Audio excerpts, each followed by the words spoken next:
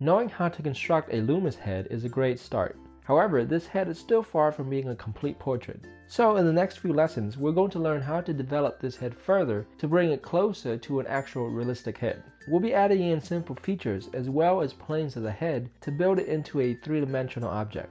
But in order to do that, we'll have to become familiar with the basic proportions of the face.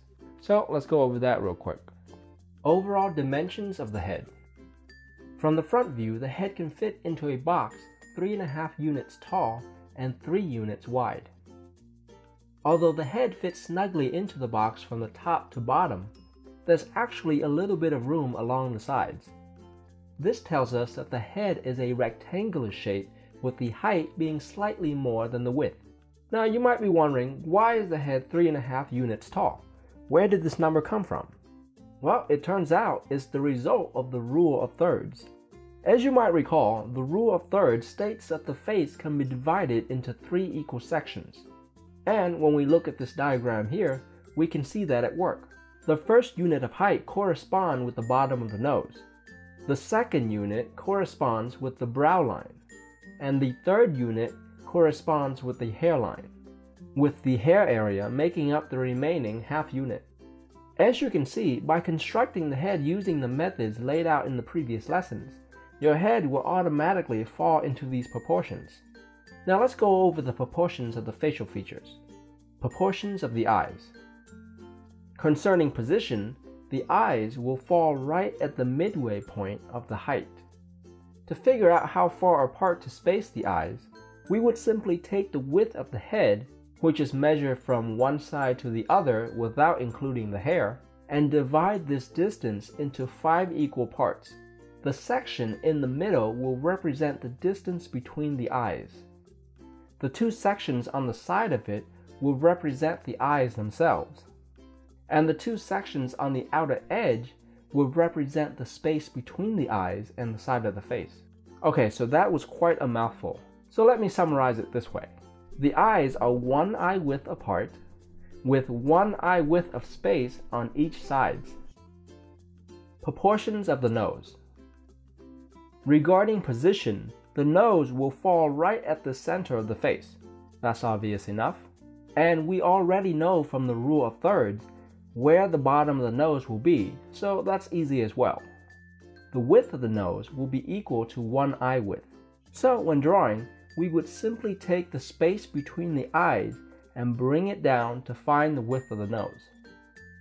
Proportions of the lips. Regarding position, the lips will be 1/3 of the way down from the nose. So if we divide the distance between the bottom of the nose and the chin into thirds, the center of the lips will be right here. The width of the lips will be slightly smaller than the distance between the pupils. Proportions of the ears. From the front view, the ear will sit between the brow line and the bottom of the nose.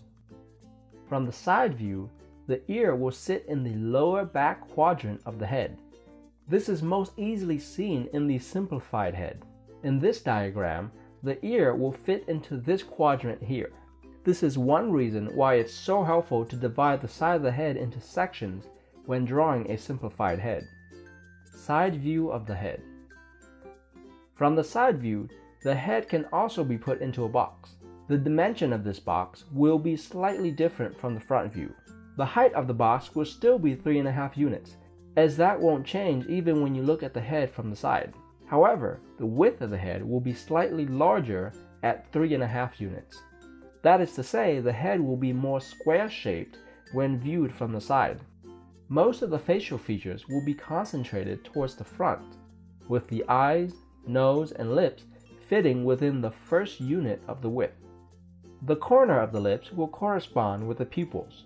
And finally, the ear will fall in the third unit of width and lies between the brow line and the bottom of the nose. Remember, these proportions represents an average, and that most individual faces will vary slightly from these measurements, but knowing them will still be very useful. If you want to learn more about portrait drawing, check out my Portrait Fundamentals course. It's a very beginner-friendly course that walks you through all the basics of portraiture, from constructing a basic head, facial proportions, drawing the features, And finally, drawing a realistic portrait step by step. You can learn more about it by going to mydrawingtutorials.com/portrait or clicking on the image on the screen. Thank you so much for watching, and until next time, happy drawing.